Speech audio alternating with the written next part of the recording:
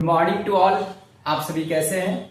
मैं उम्मीद करता हूं कि आप सभी अच्छे होंगे और आप लोगों की पढ़ाई लिखाई अच्छे तरीका से चल रहा होगा। और साथ ही साथ आज हम सभी मिलकर के डिस्कशन करेंगे इनकम टैक्स। इनकम टैक्स में क्या होगा, टॉपिक का नाम है ITR फॉर्म, यानी कि इनकम टैक्स रिटर्न फाइल। इसके बारे में समझते हैं। ITR फॉर्म क्या है?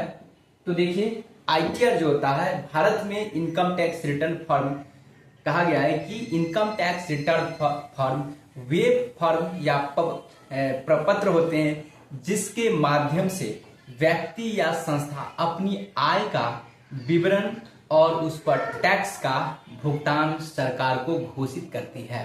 ठीक ना।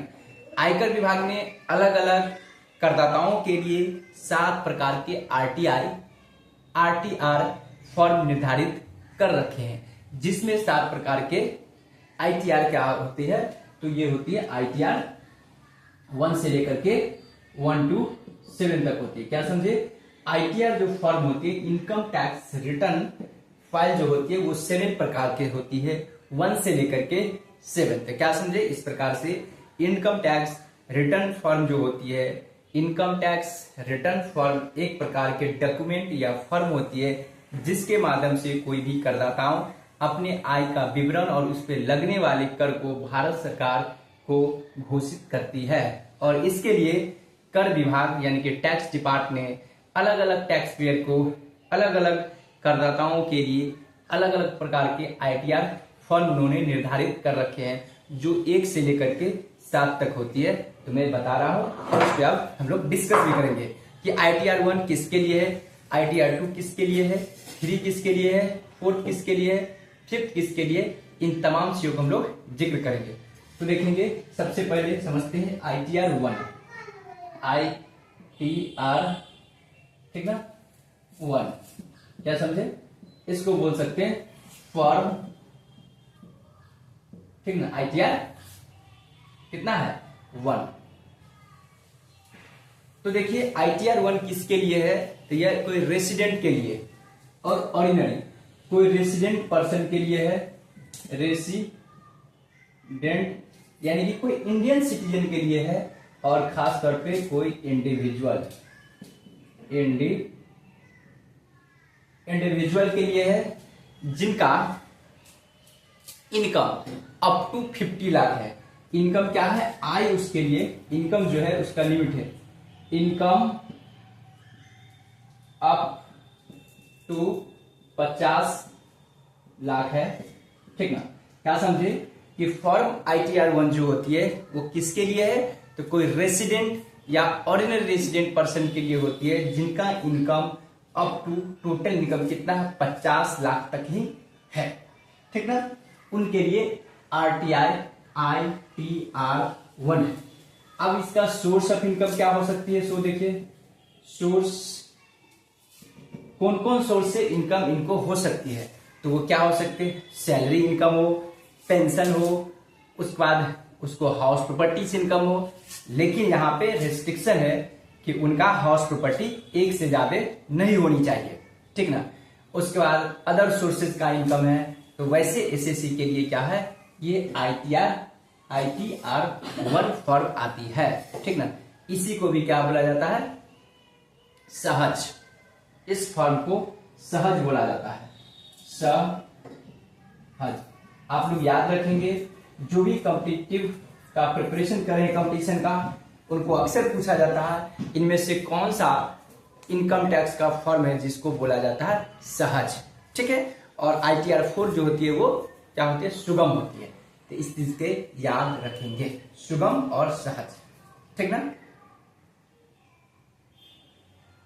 तो ये समझे आप देखेंगे सोर्स क्या हो सकती है आपको, तो आपको सैलरी या पेंशन हो सकती है। सैलरी होगा, पेंशन होगी, से आय होंगे इनके, other income from other sources हो सकती है। ठीक ना। और क्या समझे, ये इनके लिए होगा एग्रीकल्चर इनकम जो होगा, एग्रीकल्चर इनकम नॉट एक्सीड्स, कितना होगा? एक्सीड्स 5000। ठीक है। साथ ही साथ एग्रीकल्चर इनकम 5000 से ज्यादा भी नहीं होनी चाहिए।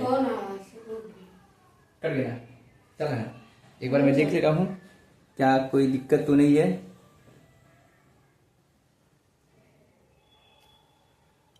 ठीक है, चल रही है थोड़ा सा। तो आई होप आपको बातें समझ में आ रही होगी। ITR 1 क्या है, एकदम मैं और लिखूंगा। एक होती है फॉर्म ITR 2, उसके बाद क्या होगा ITR 3 होगा। मैं एक जगह लिखवाता हूँ ताकि आप लोग ट्रिक से याद कर सकते हो, क्योंकि 1 बाय 1 लिखाऊंगा तो थोड़ा सा हो सकता है आपसे मिस्टेक हो सकती है, याद करने में थोड़ा सा डिफिकल्टी हो सकती है, इसलिए मैं कोशिश करता हूँ एक जगह लिखवाने का। तो एक तो समझा ITR 1, ITR 2, ITR 3, ठीक है। उसके बाद मैं यहाँ पे लिखवाता हूँ ITR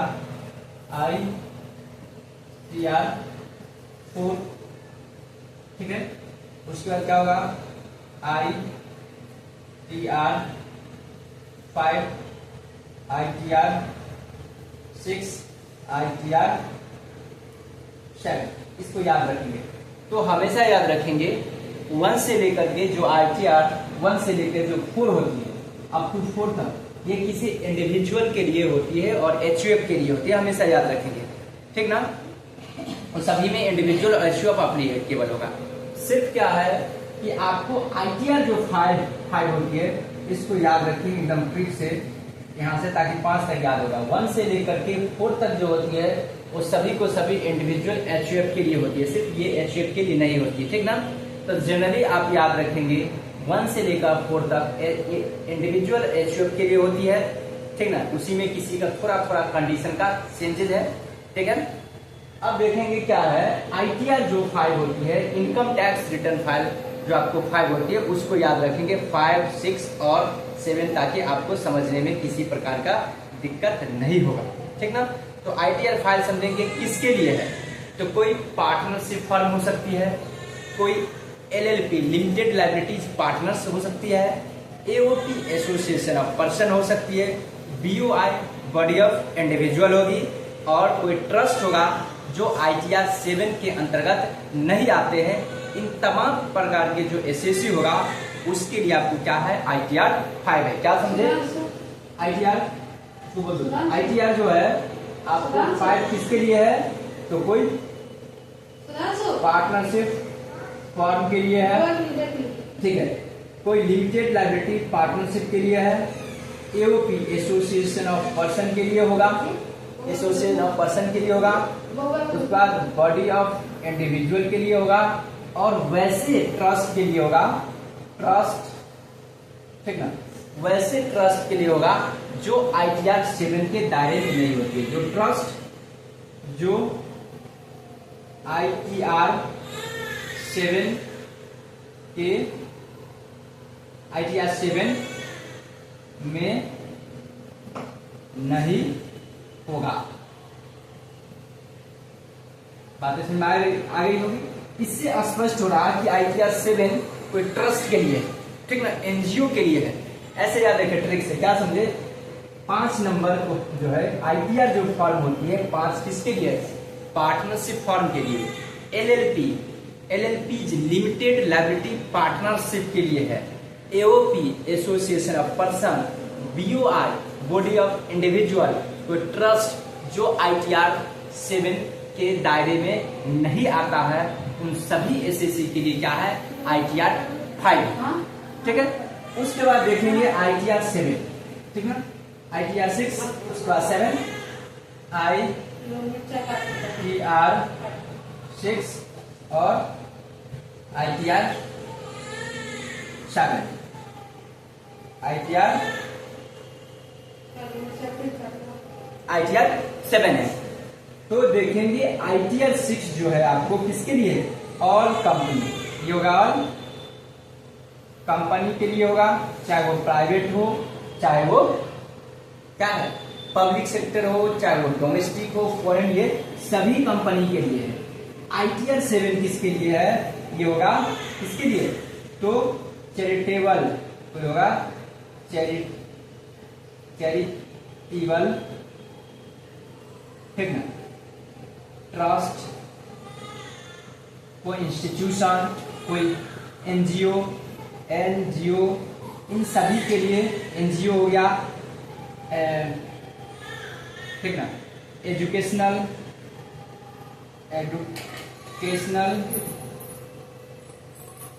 इंस्टीट्यूट हो गया, इंस्टीट्यूट हो गया, इन तमाम के लिए क्या है ITR 7 आती है। ठीक है, अब रहा कि अब हम लोग ITR 1 समझ गए, अब थोड़ा सा 2 समझना होगा। अब देखिए एकदम ट्रिक से समझ लिए हैं, क्योंकि मैंने 1 बताया, उसके बाद सीधे मैंने 5, 6 और 7 बताया। ठीक है, 4 तक याद रखें इंडिविजुअल एब्स्ट्रैक्ट के लिए। अब देखिए ITR 2 क्या होगा, 1 तो मैंने बता दिया था। ITR 2 जो होगा वैसे SSC के लिए होगा जिसका इनकम एक्सीड करेगा कितना, एक्सीड करेगा 50 लाख।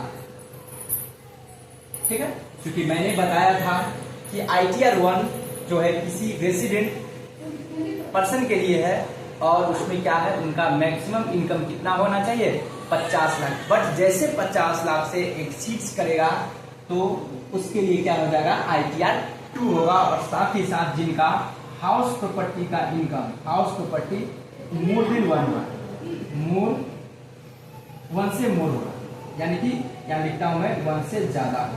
क्या समझे, यहाँ पे क्या है कि इनकम आपको हाउस प्रॉपर्टी से 1 से ज्यादा घर नहीं होनी चाहिए हाउस प्रॉपर्टी का इनकम, लेकिन अगर 1 से ज्यादा होगा तो आपको ITR 2 ऑप्ट करना पड़ेगा। और साथ ही साथ क्या होगा, अगर 50 लाख से ज्यादा इनकम होती है तो। लेकिन यहाँ भी कंडीशन है, यहाँ पे बिजनेस इनकम नहीं होनी चाहिए। फिर ITR 3 में सेम वही चीज होगा, यदि आपका बिजनेस इनकम हुआ तो क्या हुआ, बिजनेस यदि इनकम है तो आपको ITR 3 ऑप्ट करनी पड़ेगी। ठीक है, तो आई होप आपको बातें समझ में आ रही होगी कि क्या है, ठीक ना। तो ये सब आपको क्या है ITR 3 के अकॉर्डिंग आते हैं। क्या समझे, कोई व्यक्ति HUF आती है जिसकी, ठीक ना, वो तो आपको ये तीसरा में और देखेंगे। क्या समझे, बिजनेस इनकम है। और जैसे अक्सर जितने भी हमारे कंट्री में पेशेवर मतलब प्रोफेशनल पर्सन जो होती है उन सभी के लिए ITR 3 आते हैं फॉर्म। जैसे इसमें डॉक्टर, एडवोकेट, ठीक ना, ये सब आपको ITR 3 के दायरे में आते हैं। ठीक ना, ITR 3। अब 4th में कौन आएंगे वो थोड़ा हम लोग को देखना है। और 3 में एक चीज और याद रखेंगे, ये 3 जो होगी ये खासियत है इसमें क्या है ITR 3 में, यहाँ पर आपको बुक्स ऑफ अकाउंट देना पड़ेगा। बुक्स ऑफ अकाउंट आपको क्या करना पड़ेगा, शो करना पड़ेगा। ठीक है, क्या समझे, ITR 3 यदि आप ऑप्ट कर रहे हो तो आपको बुक्स ऑफ अकाउंट शो करनी पड़ेगी, अर्थात आपको profit and loss, balance sheet, ये ETC आपको शो करनी पड़ेगी। अब देखेंगे ITR 4 को बोला जाता है, जैसे इसको 1 को सहज बोला जाता है, इसको बोला जाता है सुगम। ठीक है, पहला ही पॉइंट ये रहा। अब ये किसके लिए है ITR 4, क्योंकि आपने तो यहां तक समझ गया 1, 2, 3 में लगभग सेम है, थोड़ा का डिफरेंस है, वही चीज होगी। अगर 50 लाख से ज्यादा होगा 2 में आएंगे, हाउस प्रॉपर्टी 1 से ज्यादा होंगे 2 में आ जाएंगे, लेकिन वही सब चीज होगा, लेकिन बिजनेस का इनकम इंक्लूड हो जाएंगे तो ITR 3 में, यानी कि 1, 2, 3 एकदम इजी है।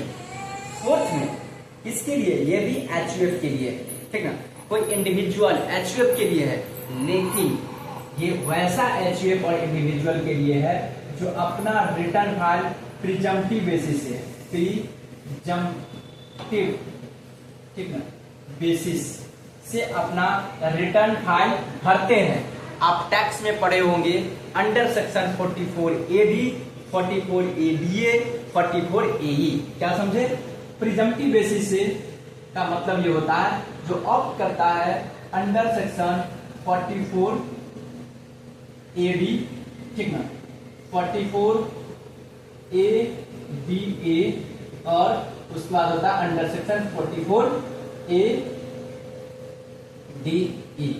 ये जो हो गया आपको प्रिजम्पटिव, सॉरी AD हो गया, AE होगा ना, AE थोड़ा सा सेक्शन है, एक्स्ट्रा लिखा जाता है तेजी में।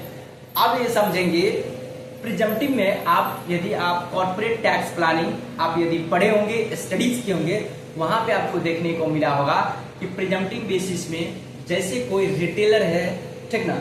आप शायद पढ़े होंगे, इलस्ट्रेशन नंबर 1 में होगा टैक्स प्लानिंग, यानी कि accounting tax planning for new business chapter में पढ़े होंगे। मैंने जो पढ़ाया था आपको, वहां आप क्या पढ़ते होंगे, कोई सिविल कंस्ट्रक्शन कंपनी है, कोई पर्सन है जो रिटेल बिजनेस करता है, उनका इनकम 1 करोड़ के बिलियन है, तो वो प्रिजम्पटिव बेसिस से टैक्स का रिटर्न, मतलब अपने ग्रॉस रिसीट का 8% और 6% उनको टोटल इनकम मानी जाती है और उस पर वो टैक्स पे करती है। तो ये तमाम प्रकार के हो गया प्रिजम्पटिव, मतलब माना गया, ठीक ना। उनका इनकम को मान लिया जाता है आपको टर्न ओवर के बेसिस पे।